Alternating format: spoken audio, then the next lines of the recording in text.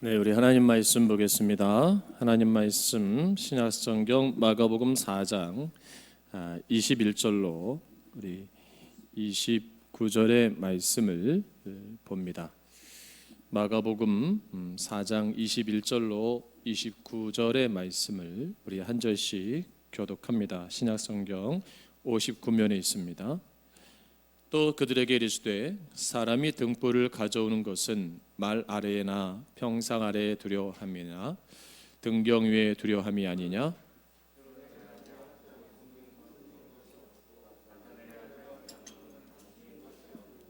들을 귀 있는 자는 들으라.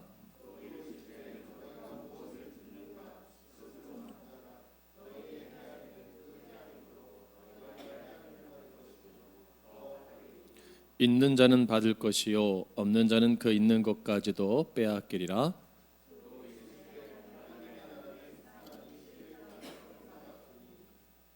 그가 밤낮 자고 깨고 하는 중에 씨가 나서 자라되 어떻게 그리 되는지를 알지 못하느니라.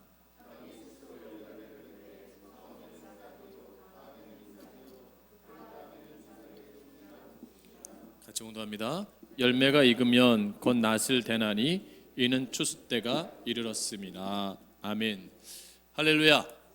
참 복 있는 행복한 주일입니다. 우리 앞뒤 자분들에게 인사하겠습니다. 사랑합니다. 축복합니다. 인사하겠습니다. 네, 감사합니다. 온라인으로 예배드리는 사랑하는 소망의 성도들에게도 성삼위의 은총이 가득하길 주로 축복합니다. 오늘 말씀 하나님 나라의 원리한 말씀으로 이 시간 함께 은혜를 나누고자 합니다. 우리가 신앙인으로 살아가려고 한다면 우선 내 자신이 어떤 사람인가에 대한 정체성을 하나님 안에서 분명히 아는 것이 매우 중요합니다. 그 정체성 안에서 그리스도인은 어떤 사람들인가, 그리고 하나님의 자녀들이 어떻게 살아가야 될 사람들인가, 이것은 매우 중요한 질문이 아닐 수가 없습니다. 오늘 예수님의 이 말씀을 통해서 우리의 정체성과 우리가 어떻게 살아가야 되는가에 대해서 은혜를 나누고자 합니다. 그러면 나의 정체성은 무엇에 출발하는가라는 거예요. 그것은 저와 여러분이 하나님 나라의 소유된 백성이라는 정체성인 것입니다. 이것은 세상 사람이 이해할 수도 없고 알 수도 없는 것입니다. 오늘 본문에 바로 세상 사람은 이해할 수 없는 하나님의 사람들의 정체성을 가지고 있는 자들만 알 수 있는 그 하나님 나라의 특징에 대해서 예수님이 비유로 말씀하고 있는 것을 볼 수가 있습니다. 특별히 오늘의 본문의 말씀을 잘 이해하기 위해서는 우선 4장 11절의 말씀을 보시고 말씀을 이어가는 게 더 좋을 듯합니다. 여러분 4장 11절 말씀을 우리 같이 보겠습니다. 같이 봉답합니다. 시작. 이르시되 하나님 나라의 비밀을 너희에게 주었으나 외인에게는 모든 것을 비유로 하나니. 오늘 본문의 말씀은 예수님께서 홀로 계실 때에 함께한 예수님의 12 제자에게만 하신 말씀이에요. 그러면서 11절에 뭐라고 말씀하시냐면 하나님 나라의 비밀을 너에겐 직접 가르쳐 주지만 외인들에게는 비유로 내가 그것을 말할 것이다 라고 말씀하고 있어요. 그 이유가 뭐냐? 12절 말씀 보세요. 4장 12절 말씀 시작. 이는 그들로 보기는 보아도 알지 못하며 듣기는 들어도 깨닫지 못하게 하여 돌이켜 죄사함을 얻지 못하게 하려 함이라 하시고 라고 말씀합니다. 이것이 비유에 담아진 하나님의 본의를 말씀하고 있는 것이에요. 비유로 말씀하시고 비유로 설명하시는 가장 중요한 이유는 예수님께서 말씀하시는 게 뭐냐면 보기는 보아도 보지 못하고 듣기는 들어도 깨닫지 못하는 그런 사람들에게 나는 비유로 말할 수밖에 없다는 거예요. 그래서 오늘 등경 위의 등불의 비유인 본문의 말씀을 계속해서 이어가시는데 21절 말씀 보세요. 21절에 뭐라고 말씀합니까? 또 그들에게 이르시되 사람이 등불을 가져오는 것은 말 아래나 평상 아래에 두려함이나 등경 위에 두려함이 아니냐라고 말씀해요. 자, 여기서 본문에서 말은 곡식을 되는 그릇을 말하고 있습니다. 그러므로 이 등불을 말 아래에 둔다는 것은 불빛이 환하게 비치지 못하게 막거나 꺼지게 하는 역할을 하는 거예요. 그래서 말은 곡식을 담아 측량하는 도구이고 평상은 식사 때 사용하는 도구입니다. 의자입니다.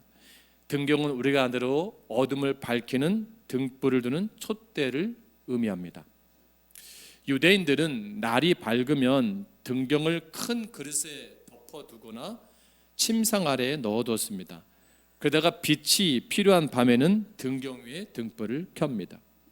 그래서 말 아래에 등경 아래에 둔다는 것은 숨겨진다는 뜻이고 등경 위에 둔다는 것은 밝히 드러낸다는 거예요.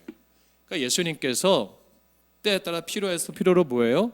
숨기시기도 하고 밝히 드러내 주시겠다라고 말씀하는 거죠.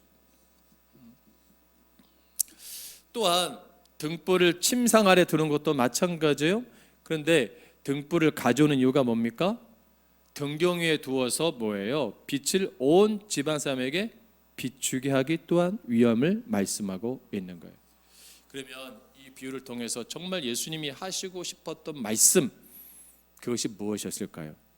그것은 빛은 예수 그리스도의 속성을 의미합니다. 그러니까 그리스도인의 속성이 빛이에요. 그래서 주님 말씀에 너희는 세상의 빛이라. 빛이라. 빛은 어둠을 밝혀주잖아요. 여러분, 우리나라가 이렇게 전기가 지금 엄청 많잖아요. 과거 한 50년 전만 해도요, 우리나라 그 전기가 많은 나라가 아니었어요. 여기 한 60대 이상 되시는 어르신들은 어렸을 때 아마 전기 들어올 그런 지역에 사셨던 분도 계세요. 그러면 전기 들어오기 전에 우리 어르신들이 뭘 켜고 살았어요? 호롱불, 그죠? 호롱불을 켜고 사셨단 말이에요. 저는 잘 모르는데 어른들 말씀드리면 호롱불을 좀 높이 단대요. 높이 방도 높이 달고 이렇게 마루에도 이렇게 높이 달고 높이 달면은 좀 더 면적이 뭐예요? 환하게 비춰지잖아요. 그래서 밤에 어떤 그 호롱불 밑에서 일을 할 수 있었던 그 효과를 가져오기도 했잖아요. 어쨌든 등불을 높이 둔다는 것은 환하게 비치는 의미를 가지고 있어요. 그러므로 21절에서 가르쳐 주시는 교훈은 예수님의 그 나라와 진리는 가려질 수도 없고 결국은 밝히 드러내게 되는데 나는, 그러니까 예수님 뭐예요? 난 하나님의 아들인 것이 뭐예요? 숨기려고 해도 숨겨질 수가 없고 나는 밝히 드러난다. 근데 누구에게만? 너희들에게만, 택한 너희들에게만, 제자들과 관계 있는 자들에게만. 그럼 외인들은 뭐예요? 알 수 없다는 거죠. 이해할 수 없다는 거죠. 하나님의 나라는 밝히 드러난 겁니다. 예수를 통해서. 할렐루야.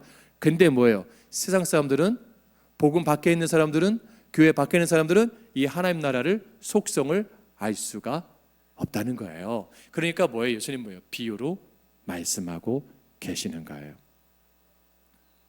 그러면서 이제 택한 자들에게 말씀으로, 외인들에게 비유로 말씀하시면서 이것이 뭐냐면 내가 오므로 인해서 이제 뭐예요? 어둠이 물러가게 된다. 여러분을 통해서 여러분의 삶의 현장이 어두운 곳이라면 그 어둠이 물러갈 수 있는 현장이 돼야 됩니다. 이게 제자의 삶이에요. 복음을 가지고 들어가면 절망의 땅이 소망의 땅으로 변화되는 거예요. 꿈이 없는 사람들에게 비전이 생기는 거예요. 그래서 말씀하는 거죠.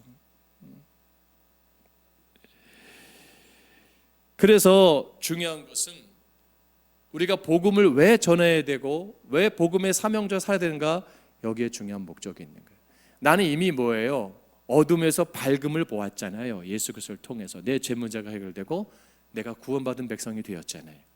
그럼 아직도 죄악 가운데 어둠에 있는 영혼들에게 뭐예요? 그 빛이신 예수를 뭐예요? 내가 보여줘야죠. 그 책임이 우리 가운데 있다는 겁니다. 그러면 이게 중요한 게 있어요. 예수님이 이게 말씀하는 게 참 의미가 있어요. 등불을 못 보는 자들이 있어요. 어떤 자들이 못 보죠? 눈을 감은 자들. 눈을 감은 자들은 아무리 불을 환하게 켜도 깜깜하게 보일 수밖에 없는 거예요. 수백 개의 등불을 갖다 걸어놔도 눈을 감으면 볼 수가 없는 거예요. 그러면 등불을 켜는 자에게 책임이 있습니까? 못 보는 자에게 책임이 있습니까? 못 보는 자의 책임이 있는 거예요. 비유로 말씀하는 거예요. 그러니까 하나님의 사람들, 하나님의 택한 자녀들에게는 그 복음이, 그 등불이 밝히 보여지지만 하나님의 택한 자녀가 아닌 세상에 속한 자들은 이 복음에 대해서 어떻게 해요? 이 예수에 대해서 어떻게 해요? 눈을 감아버려요. 그러니까 여러분이 복음을 증거할 때 눈을 감는 분들 많아요. 그렇지 않습니까? 아무리 내가 예수를 설명해도 그냥 눈 감고 딴 생각하는 분들 많아. 이런 비유를 말씀드리는 거예요. 그러니까 보아도 보지를 못하는 거예요. 들어도 깨닫지를 못하는 거예요. 예수님 말씀해요. 그래서 예수님 뭐라고 말씀해요? 귀 있는 자들은 들을지어다. 할렐루야. 이게 핵심의 말씀이에요. 핵심의 말씀. 그래서 우리가 여러분 중요한 거예요. 우리가 신앙생활에도요, 영적인 영안이 열려야 됩니다. 할렐루야. 영적인 귀가 열려야 돼요. 그래야 말씀을 볼 때 깨달아지는 거예요. 말씀이 들려지는 거예요. 근데 내가 마음의 눈을 닫고 마음의 귀를 닫으면 그 말씀이, 그 빛이신 생명이신 예수님이 나와 아무런 상관없이 되는 거예요. 그러니까 여전히 나의 삶 속에서 뭐예요? 죄악 가운데, 어둠 가운데서 허덕이고 신음하고 아파하고 고달파하는 거예요. 여러분, 우리가 선교지를 가서 우리 경험했지만 복음을 전할 때 잘 받아들이지 않아요? 그러니까 아주 그냥 잘 받아들여요. 저희가 인도네시아 선교 갔을 때 그날 그 수요 예배를 드릴 때 그 산족에 있는 아이들이 그 사탕 받으려고 하루 종일 걸어왔잖아요. 이렇게 꽉 찼잖아요. 예배당에 악기도 없어요. 악기도 그냥 기타 나가지고 현지 목사님이 그냥 타타무 현지 말로 막 찬양하는데 얼마나 뜨거운지. 막 우리나라 그 70년대 후반에 한국계 모습을 보는 것 같아요. 보르꾸르진 교회들 예배당, 양철 지붕에 있는 그런 예배당이었지만 선풍기 2개 있고 얼마나 더워요. 근데 꽉 찬 거예요. 그 좁은 공간에 엄청난 많은 아이들이 있고. 근데 우리 갔던 그 스태프들 어땠어요? 막 같이 막 뜨거워지지 않았어요? 막 같이 막 흥분되어지고 막 그 말씀을 전할 때 막 그냥 쫙 들어가잖아요. 근데 여러분 위에 탁구장도 있지만 이렇게 복음을 전할 때 탁탁 튀기는 분들이 있어요. 그러니까 잘 들어가는 분들이 있고 잘 이렇게 받아치는 분들이 있어. 리시브를 아주 잘하는 분들이 있어. 받아야 되는데. 그러니까 가끔 주일날 예배 드릴 때 어느 때는 예배 여러분 가운데 말씀이 잘 임하는데 어떨 때는 되게 답답함을 느낄 때도 있어요. 자, 이겁니다. 중요한 것은 그러면 받아들이는 분들은 문제가 안 돼요. 근데 이것을 뭐예요? 다시 튕겨내는 분들이 문제가 있는 거예요. 근데 그분들이 학식이 없느냐? 아니에요. 아주 젠틀한 분들이에요. 아주 교양 있는 분들이에요. 많은 것을 배운 분들이에요. 매너가 있는 분들이에요. 그리고 삶의 이성적인 이해력이, 인문학적 이해들이 굉장히 높은 분들이에요. 근데 중요한 게 뭐예요? 영적으로 무지하기 때문에. 영적인 거엔 전혀 관심이 없는 거예요. 여러분 말씀을 증거할 때 왜 부자들이 힘든 줄 아세요? 그 영적인 게 나에게 필요하다고 생각하지 않는 거예요. 별로. 그게 교회가 없어도 난 잘 살 수 있다고 생각을 하는 거예요. 틀린 얘기는 아닙니다. 잘 사는 문제와 영적인 문제는 다른 겁니다. 육적인 문제와 영적인 문제는 다른 거예요. 할렐루야. 우린 영원히 사는 존재입니다. 아멘. 사람은 다 누구나 죽게 돼 있어요. 역사 가운데 진리 가운데 가장 완벽한 진리는 뭐냐? 사람이 죽는다는 거예요. 200년을 살든 300년을 살든 반드시 사람은 뭐예요? 죽습니다. 그게 하나님이 정하신 거예요. 성경은 말씀합니다. 죽은 후에는 뭐예요? 심판이 있으리니. 하나 앞에 서는 거예요. 하나 앞에 서는 거예요. 그 영적으로 깨어있는 자들은 뭐예요? 빛이신 예수님 앞에 빛으로 가는 거죠. 근데 영이 죽어있는 육신으로 산 사람들은 어둠이니까 뭐예요? 그 빛을 피하는 거예요. 빛에 거할 수가 없는 거예요. 함께 거할 수가 없는 거예요. 당연히 심판 때에 지옥에 갈 수밖에 없는 거죠. 자, 이것이 오늘날 우리의 현실이고 우리의 상황이고 이 시대의 문화입니다. 이게 우리의 세상이에요. 근데 이것이 2000년 전에 예수님 때와 똑같아요. 예수님이 복음을 전해도 그 당시에 강팍했던 유대교주자들, 그죠? 다 튕겨내는 거예요. 바리새인들 다 튕겨내는 거예요. 얼마나 교양 있고 얼마나 젠틀하고 얼마나 많이 배웠고 얼마나 많은 것들 소화했어요. 그러니까 예수님 항상 뭐예요? 부자의 비유, 거지의 비유도 말씀하시고 천국 복음을 전할 때에 이유가 있는 겁니다. 그 당시나 지금이나 똑같단 말이에요. 예수를 지식으로 믿는 분들 있어요. 그러니까 지식으로 믿는 분들 특징이 뭐냐면 성경 공부, 뭐 제자 훈련, 전 그걸 부정하는 게 아니에요. 이런 거로 되게 만족하는 분 있어요. 여러분 그게 영적으로 깨어난 거 아무 상관없다면 그건 버리는 게 나아요. 예배에 걸림돌이 된 것이 그것이 주가 되고 예배가 소홀해진다, 그걸 버리는 게 낫다니까요. 말씀보다 앞서는 게 무엇인가를 보셔야 됩니다. 그 말씀 속에서 성경 공부해서 제자 훈련이든 무슨 셀을 하든 어떤 모임을 하든 그 속에서 예수를 만나야 돼요. 그게 빛이기 때문에. 그래 나를 살리는 거잖아요. 근데 빛 대신 예수를 발견하지 못하고 세상적인 헛된 욕망에 플러스된 신앙을 내가 소유한다면 그것은 어때요? 잘못된 거예요. 그걸 뭐라 그래요? 변질된 복음이라고 하는 거예요. 자, 그럼 오늘 말씀을 조금 더 깊게 이해하기 위해서는 여러분 예수님께서 이 비유를 하시기 전에 어떤 비유를 하셨어요? 씨 뿌리는 자의 비유를 했어요. 씨 뿌리는 자. 4장 1절부터 9절까지의 비유가 있는데 이 씨 뿌리는 자의 비유의 포인트가 뭐죠? 옥토에 관한 비유예요. 옥토에 관한 비유.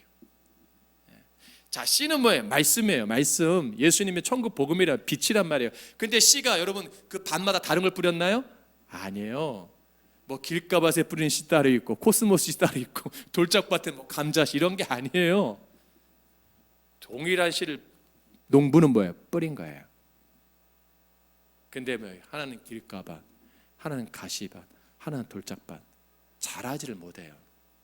마음이 영적으로 닫혀 있는 자들에겐 튕겨 나가서 그 말씀이 자라지 못하는 거예요. 근데 옥토가 있는 자들이 어떻게 해요? 그것이 싹이 들어가서 여러분 어떻게 해요? 순이 나고 잎이 나고 꽃이 피고 열매 맺고 30배, 60배, 100배의 결실을 얻게 된다. 그래서 4장 9절에 뭐라고 말씀해요? 4장 9절 말씀이 똑같은 말씀이에요.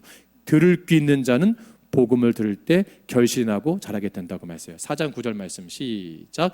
또 이르시되 들을 귀 있는 자는 들으라 하시니라. 할렐루야. 이미 4장 9절에서 한 번 더 언급하셨던 말씀을 오늘 여러분 뭐였어요? 본문에서 뭐라고 해요? 다시 언급하고 계시는 거예요. 23절 말씀 보세요. 본문의 23절 말씀 동일하게 말씀하잖아요. 봉독합니다. 시작. 들을 귀 있는 자는 들으라. 이게 아주 유머러스한 표현이에요. 유머러스한 표현이에요. 그러니까 저도 이 말씀을 전할 때 들을 귀 있는 자는 듣고 듣지 못하는 자는 못 듣는 거다. 그 편하게 마음을 전하고 복음을 증거하는 거예요.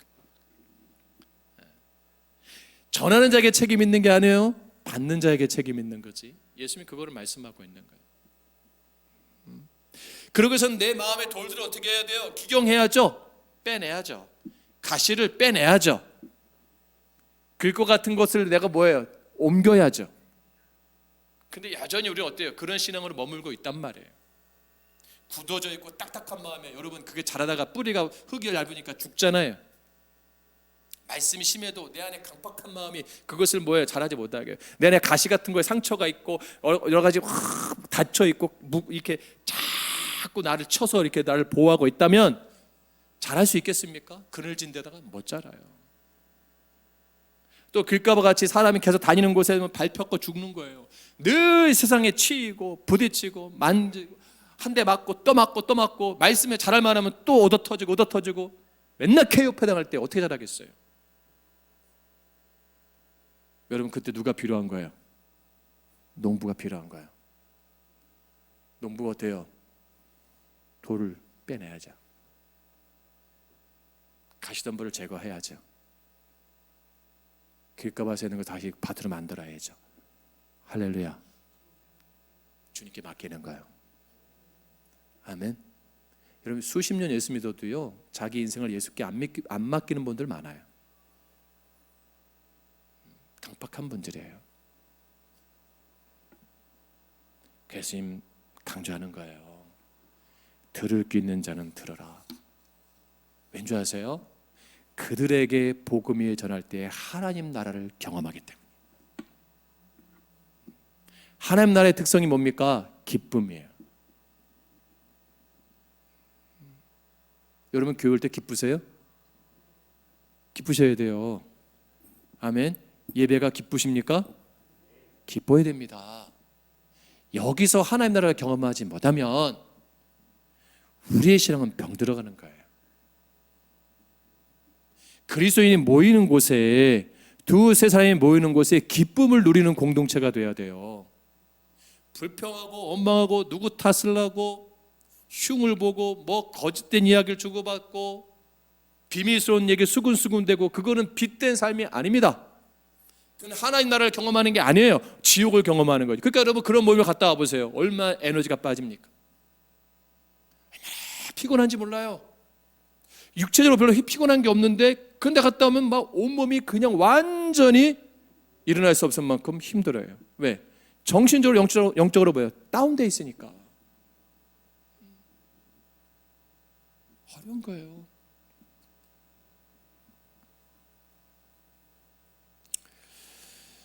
여러분 그러면서 하나님 나라를 경험하지 못한 자들, 항상 삐딱한 자들, 저는 여러분들이 물음표 신앙 되지 마세요. 느낌표 신앙 되세요. 할렐루야. 믿음은 느낌표입니다. 선악과를 먹나라면 정령 죽는다라고 말씀하셔. 다 느낌표지. 근데 하와가 먼저 죽을까 하노라. 벌써 물음표로 바뀌는 거예요. 주님은 살아 계십니다. 아멘. 느낌표예요. 주님이 살아 계실까? 우리가 교묘해진단 말이에요. 하나님 정말 나를 알고 계실까? 하나님 알고 계십니다. 여전히 교회를 사랑하십니다. 교회는 주의 몸된 피값 세우신 교회입니다. 아멘. 이 교회 진짜 하나님 세우신 교회 맞나? 자꾸 우리 스스로 자꾸 의문사를 부여하잖아요.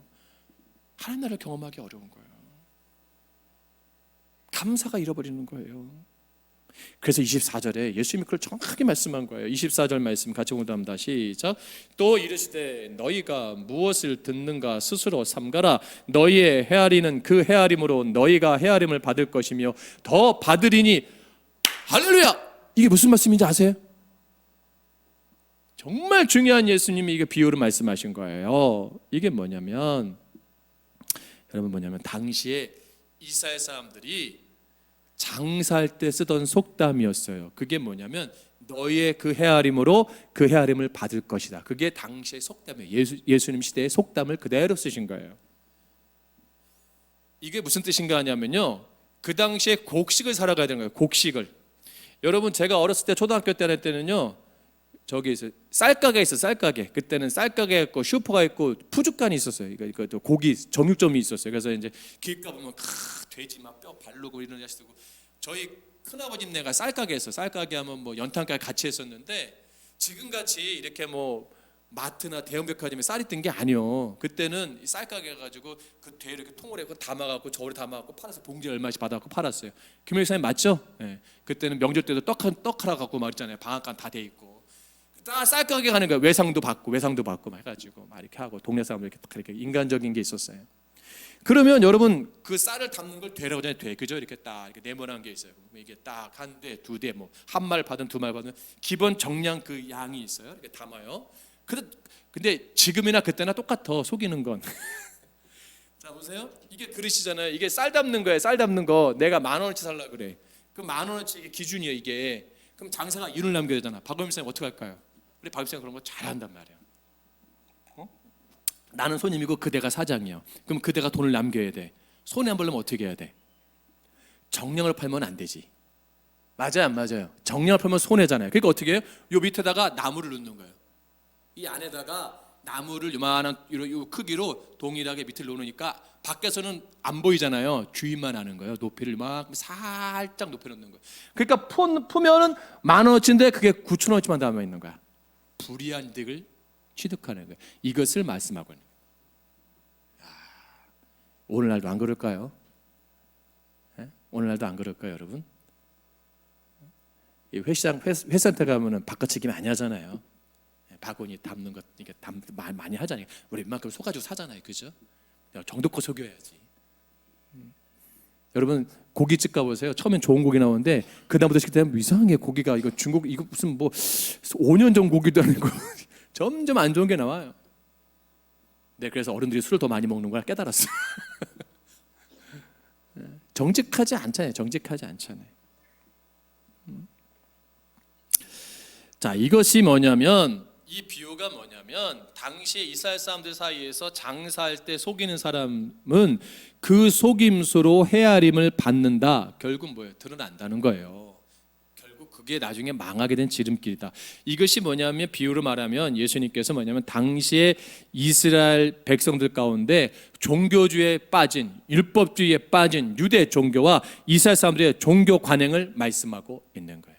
형식적인 종교 생활, 의무적인 종교생활, 말씀이 없는 신앙생활, 껍데기만 번지르트한 신앙생활, 내용이 부실한, 내용이 잘못되어 있는, 내용이 그릇되어 있는, 부패되어 있는 그 신앙, 그 삶. 오늘날 현대 그리스도인들이 겉보기엔 뻔질하게 예수 잘 믿는 것 같잖아요. 내 안은 내 내면은 어때요? 얼마나 거짓되고 부패했습니까? 다 드러나게 하신다는 거예요. 다 알게 하신다는 거예요. 여러분 정직하게 예수 믿으세요. 정직하게 신앙생활 하세요. 아멘. 이게 중요한 겁니다. 우리는 사람을 얼마든지 저도 마찬가지예요. 얼마든지 속일 수 있어요. 근데 뭐 내 안의 부패성은 주님을 못 속이는 거예요. 그래서 그런 가운데 오늘 우리 시대도 보세요. 내 안에 말씀이 연약한 자들이 얼마나 많은가를 모르 이 시대에. 왜 여러분 보세요. 코로나 사태 이후에 여러분 대한민국 전체가 발칵 뒤집힌 사건이 있어요. 대구에서 신천지로, 그죠? 그때까지만 해도 교회들에게는 신천지라는 그 단체가 굉장히 심각한 거였지만 일반 사람들 보면 다 교회예요. 세상 사람이 보면 그것도 교회고 여기도 교회고 별로 중요하게 생각하지 않고 그냥 흘러가는 분들도 많았어요. 근데 비밀스럽게 모이는 성경 공부방들 다 드러났잖아요. 건물주들이 다 계약 해지하고 뉴스에서 막 나오게 되고 그런 어떤 것이 다 드러나게 하는 거예요. 거짓된 것들. 근데 중요한 게 뭐냐면 거기를 가는 사람들이 기존 교인들이 간단 말이에요. 근데 참 중요한 게 있어요. 자, 이제 중요한 게 뭐냐면 이단에 갔던 분들이 이제 나와서 개종을 해요. 개종을 해서 기존 교회를 갑니다. 놀라운 게 뭔지 아세요? 근데 그래서 찾아서 우연히 만났어요. 그분을. 예전에는 이제 개종했는데 이제 좋은 교회 다니시죠? 예, 어디 교회 다니세요? 알고 보면 또 다른 이단에 가 있는 경우가 90%가 넘어요. 이게 참 아이러니한 거 아니에요? 분명히 잘못된 곳에 있다가 나왔으면 돌아가면 돼요, 안 돼요? 안 되잖아요. 근데 다시 다른 이단을 찾아간다는 거예요. 이게 참 신기한 거예요. 왜냐하면 그분은 끝까지 바른 복음을 들으려고 한 영적인 자세가 없는 거예요. 하나님의 진리에 대신 말씀에 대해서 느낌표가 아니고 항상 물음표를 버리지 못하는 거예요. 그거를 놓치지 못하는 거예요. 바른 복음, 바른 진리에 대해서는 관심 없고 비진리에는 호흡하는 거예요. 여러분 적절한 예인지 모르겠지만 교회를 너무 자주 옮겨 다니신 분들도 이와 비슷한 분들이에요. 뭐 이 교회 가도 뭐 말씀이 하면 안 되고 여 교회 가도 말씀, 그건 평생 돌 수밖에 없어요. 여러분들 그런 분들 되지 마세요. 할렐루야. 마음을 기경하세요. 마음을 말씀을 담을 수 있는 그릇으로 온전하게 뭐예요? 회복하시기를 주님으로 축복합니다. 그래서 25절의 말씀 보면 있는 자는 받을 것이요 없는 자는 그 있는 것까지도 빼앗기리라. 공무시장의 속담을 빌려서 당시 율법주의의 종교주의에 빠졌던 그 사람들이 받을 형벌과 대가에 대해서 이제 예수님 뭐예요? 종말론적으로 딱 말씀하신 거예요. 이 말씀이 시대마다 문화마다 역사마다 다르지만 동일하게 주어진 말씀이에요. 여러분, 비복음적인 것은 욕망에 다 숨어 있습니다. 사이비 종교는 어떻게든 그 거짓된 욕망으로 그 모든 영혼을 피폐하게 만들어 버립니다. 그가 가진 모든 것들, 생각과 재산과 정신까지 다 빼앗습니다. 그리고 못 도망가게 만드는 거예요. 전체 구름을 만듭니다. 구름으로 길들여지는 거죠. 그러니까 거기 들어가면 이상해지는 거예요. 밖에서 보면 이상한데 안에 가면 정상으로 보이는 거예요. 그렇게 만들어 보여요. 그렇게 만드는 거예요. 그러니까 거기를 나가면 죽을 것 같은 거예요. 거길 나가야 사는 건데 거기를 벗어나면 죽는다고 생각하는 거예요. 그게 이단들의 특징입니다. 그러니까 어떻게 해요? 재산 다 갖다 바쳐야 돼요. 남편 몰래, 아내 몰래, 자녀 몰래, 부모 몰래 다 갖다 드리고 삶을 드리는 거예요. 출근도 안 해요. 그러니까 이단들은 뭐예요? 그들의 뺏기에서 뭐예요? 큰 대안을 던져줘야 돼. 그러니까 뭐예요? 내가 메시아다, 내가 하나님의 직통계시자다 떠드는 거예요. 그 또 하나 뭐 있어요? 이제 곧 주님이 올 것이다. 몇 년, 몇 월, 며칠 날 다시 기승 부리고 있어요, 여러분. 사람들이 말씀이 없기 때문에 또 가는 거예요. 거짓된 욕망에 사로잡힌 자들, 허황된 욕망에 사로잡힌 자들이 그 속한 자들은 그런 비진리 앞에 뭐야? 여전히 무너지는 거예요. 여전히 무너지는 거예요.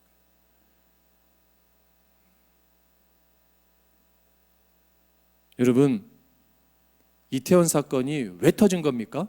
거짓된 욕망의 결과 아닙니까? 기성세대의 책임이 큰 거예요. 저는 몰랐는데 그 3일간 이태원에서 클럽에서 버는 돈이 1년치를 번다고 합니다. 매출이. 여기 뭐 관계되신 분들도 오해하지 마세요. 부추기는 거예요. 백화점, 쇼핑센터, 그 관련된 상업 유통시설 모든 시설을 보세요. 헬로윈 대회 한몫 잡는 데 아닙니까? 그 아이들이 어떤 분장을 하고 어떤 옷을 입고 어떤 색을 하는 거 전혀 고민하지 않아요. 한탕 벌면 되는 거, 어른들이. 이 아이들 들추겨서 거짓된 욕망을 들추겨서 그 아이들에게 약을 팔고 술을 팔고 양심을 팔고 얼마나 거짓된 부패한 세대 가운데 우리가 살아가고 있습니까?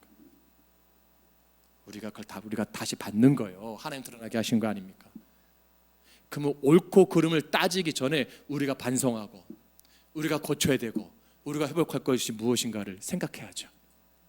할렐루야. 그 장사하는 분들 가운데 예수 믿는 분들 없을까요?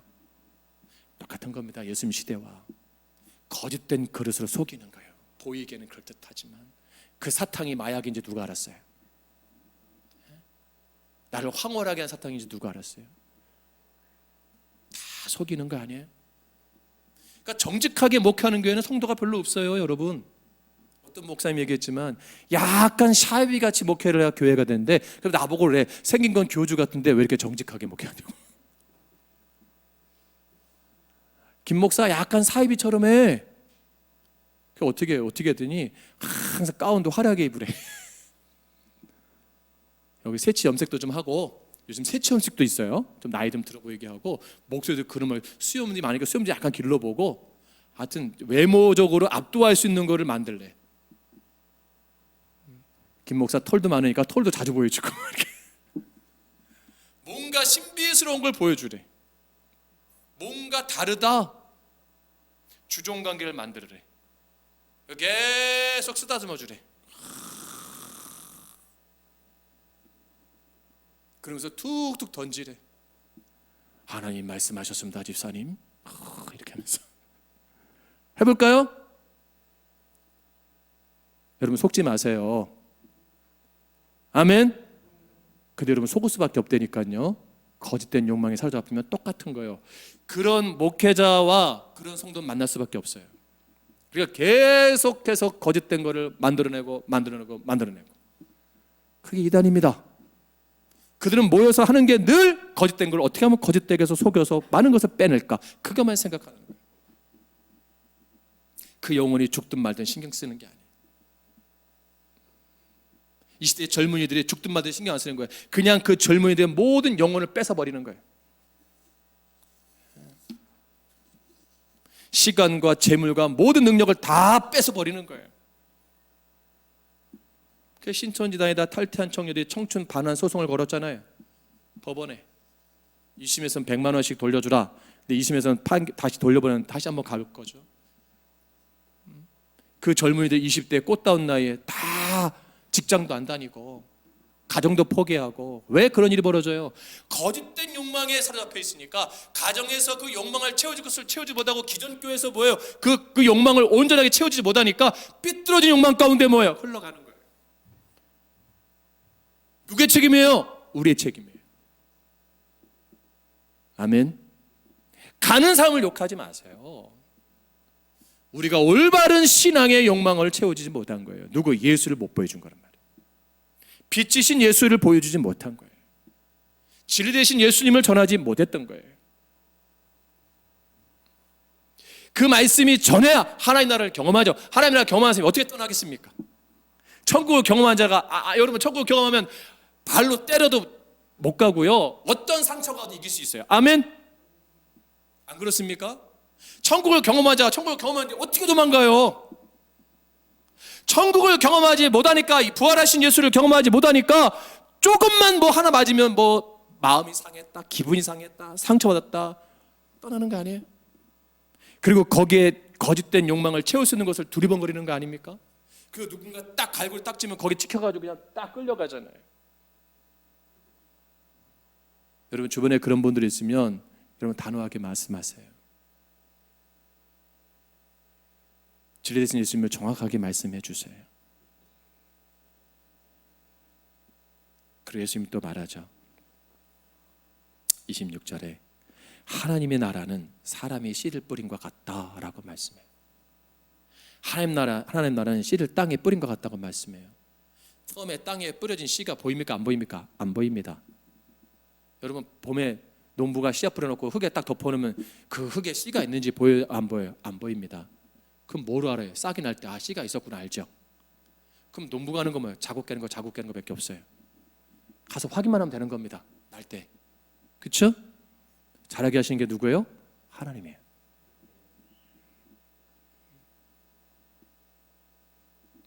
하나님 나라는 능력입니다. 잘하는 거예요. 믿음은 잘하는 겁니다. 그러기에 여러분들이 절대 낙심하지 말아야 돼요. 여러분의 자녀들이, 여러분의 가정이 생각처럼 변화되지 않고 자라지 않는다고 생각할 수 있지만 반드시 자라고 성장할 수 있어요. 어느 믿음 좋은 남자 집사님이 한 번은 아들과의 관계 속에서 너무 힘든 거예요. 그래가지고 낙심돼가지고 고개를 푹 숙이고 길을 가는데 발에 뭔가 탁 부딪혀갖고 주위를 둘러봤다 그래요. 그 건물을 크게 짓는 공사장 옆이었는데 그 옆에 이런 입간판이 써 있다고 합니다. 공사 중 보행에 불편을 끼쳐드려 죄송합니다. 현장 소장 100. 우리 써 있잖아요, 그렇죠? 통행에 불편을 드려 죄송합니다. 현장 소장 100. 그걸 보는 순간 이 남자 집사님이 크게 깨달은 거예요. 그렇지, 내 자녀가 나이가 30이어도 아직도 공사 중이지. 그래요. 공사 중인 애를 내가 완벽한 애로 봤으니 내가 문제구나. 내 나이 60인데 나도 공사 중인데 위로를 얻었대요. 여러분이 다 공사 중입니다. 오해하시면 안 됩니다. 여러분, 빌딩 공사 질 때 볼품 있어요? 없어요? 없어요. 저게 뭐 얼마나 멋지게 질까? 완공되면 우와 그러잖아요. 골조 올라갈 때 저게 뭐 될 수 있을까 생각하는데 다 완벽하게 외장까지 딱 마무리해 보세요. 우와 멋지다 생각하잖아요. 하나님 나라는 이와 같은 거예요. 지금 우리가 보기엔 볼품이 없는 것 같아도 하나님 나라는 완성돼 가고 있고, 할렐루야, 멋지게 세워져 가고 있는 거예요. 그래서 중요한 건 뭐예요? 우리 그리스도인이 가져야 될 시간관은 종말론적 시간관인 거예요. 가장 중요한 초점은 오늘이 내 인생의 마지막처럼인 거예요. 내 인생의 마지막처럼. 그래서 우리가 주님 앞에 설 때 부끄럽지 않기를 주님을 축복합니다. 매일 반복되는 일상 짜증나죠? 힘들죠? 내일 가도 똑같아요. 다를 거 없어요. 가정, 일터, 사업장, 관계적인 사람들, 어떤 신앙적인 거 변화된 거 하나도 없어요. 근데 중요한 게 뭔지 아세요? 그래도 하나님 나라는 성장하는 거예요. 내가 아닌 것 같지만 그래도 뭐예요? 자라게 하시는 거예요. 사람은 씨를 자라게 할 수 없습니다. 사람은 사람을 변화시킬 수 없습니다. 누가 하신 거예요? 하나님이 하시는 거예요. 그걸 깨달으세요. 그게 하나님 나라의 완성에 관한 거예요. 완성. 그러니까 우리가 때를 어떻게 보면 열심히 복음을 전하는 거예요. 그리고 그리스도의 빛을 보여주는 거예요. 여러분, 그런 삶을 살기도 바쁜 시대입니다. 할렐루야. 여러분에게 있는 예수를 보여주세요. 왜 못 보여주냐? 있어야 보여주지. 빛을 경험하고 능력을 경험해야 자신이지. 회복하세요. 우리 다 그런 시절 있었잖아요. 그런 시간 있었잖아요. 아멘. 그것이 숨겨져 있다면 이제 다시 그거를 드러내세요. 그때 하나님은 다시 함께 하시고 다시 나를 붙잡으시고 승리하게 하는 삶으로 인도할 줄로 믿습니다. 이 성찬에 참여함으로 오늘 우리 안에 있는 예수의 빛이, 말씀이, 소명이, 복음의 삶이 회복되는 귀한 시간 되기를 주의 이름으로 축복합니다. 기도합니다.